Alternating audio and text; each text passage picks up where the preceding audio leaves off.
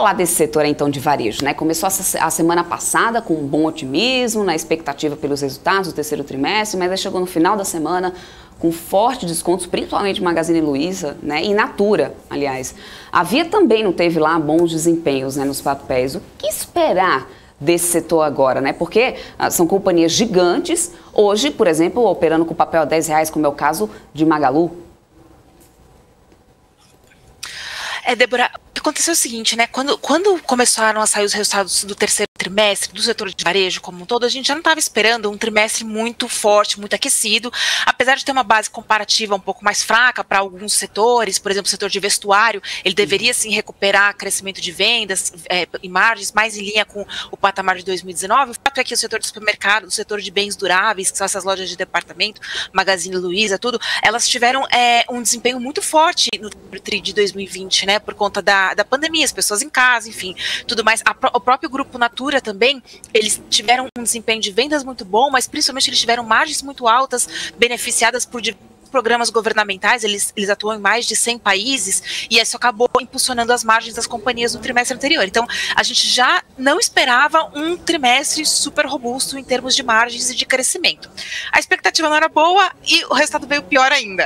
Então, o que acabou acontecendo foi que, no caso de Magazine Luiza, por exemplo, semana passada teve três companhias que realmente se destacaram negativamente, né? Primeiro, Magazine Luiza, eu acho que o que mais chamou a atenção do mercado foi o fato de um desempenho muito fraco de lojas, de vendas nas lojas físicas.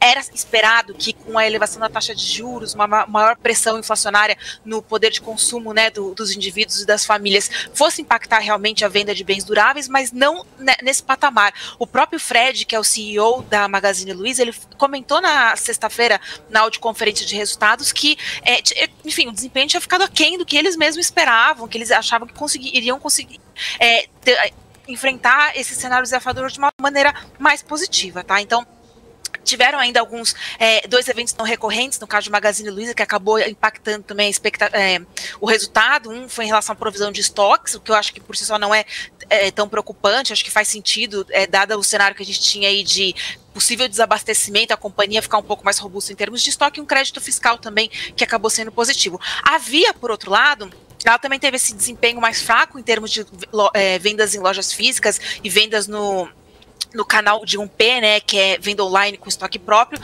mas acho que ela teve um não recorrente um pouco mais complicado, que foi exatamente um aumento de provisões trabalhistas por conta deles terem recalculado ali a necessidade, a quantidade de derrotas que eles estavam tendo na justiça, né, a quantidade de processos que estão entrando, processos também vinculados à gestão anterior, mas enfim, isso acaba gerando, ao meu ver, um pouco de preocupação em relação a eventuais não recorrentes, a eventuais esqueletos dentro do armário que a gente ainda não consiga visualizar. Então, acho que isso acaba gerando um incremento de tese de investimentos da companhia. E o Grupo Natura, esse sim, eu acho que acabou decepcionando bastante o mercado, e mesmo ele tendo trazido algumas informações interessantes, algumas informações importantes na semana passada.